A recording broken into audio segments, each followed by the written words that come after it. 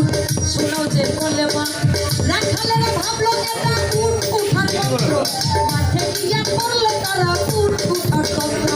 রাখালেরা ভাবলো এটা উঠ উঠার মন্ত্র মাঠে গিয়ে পড়লো তারা উঠ উঠার তন্ত্র লা ইলাহা ইল্লাল্লাহ মুহাম্মাদুর রাসূলুল্লাহ কালেমা পড়িল তারা মাটিতে ছাড়িল চামড়া লা ইলাহা ইল্লাল্লাহ মুহাম্মাদুর রাসূলুল্লাহ কালেমা পড়িল তারা মাটিতে ছাড়িল চামড়া রাখালেরা অঙ্গেলি শুনে যা সজনী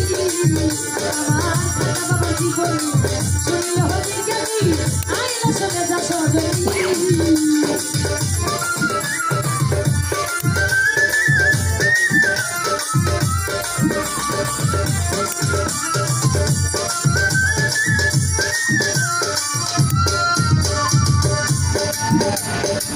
আনা সাগরের পানে বসলো খাজানার বনে হিন্দুস্তানে প্রথম আজানে ধ্বনি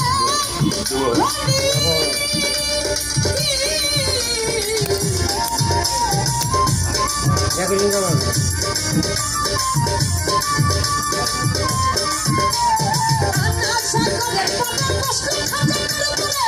হিন্দুস্তানে প্রথম আজানে ধ্বনি তিনি শুধু ব্রাহ্মণ মন্দিরের পূজারী পূজার মন্ত্র ভুইলা দিয়া উঠে চিৎকার মারে আস্তে আস্তে তিনি শত ব্রাহ্মণ তখন মন্দিরের পূজারী পূজার মন্ত্র ভুইলা গিয়া উঠে চিৎকার মারি পিতৃরাজের কাছে গিয়া জানাইল বিচার পিতৃরাজের শূন্য পাঠায় হাজারে হাজার পিতৃরাজের কাছে গিয়া জানাইল বিচার পিতৃরাজের শূন্য পাঠায় হাজারে হাজার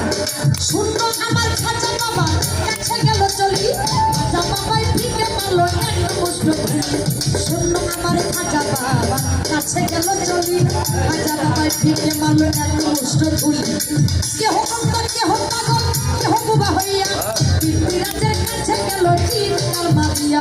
কেহ অন্তর কেহ পাগল কেহ বুবা হইয়া পিতৃরাজের কাছে গেল চিৎকার মারিয়া পিতৃরাজ কইবেটা হবে মস্ত জাদুকি জাদুকিরের সামনে করবো জাদুকির হাজি পিতৃরাজ কইবেটা হবে মস্ত জাদুকি জাদুকিরের সামনে করবো জাদুকির হাজি রামদেব নামেতে এক জাদুকর আসিল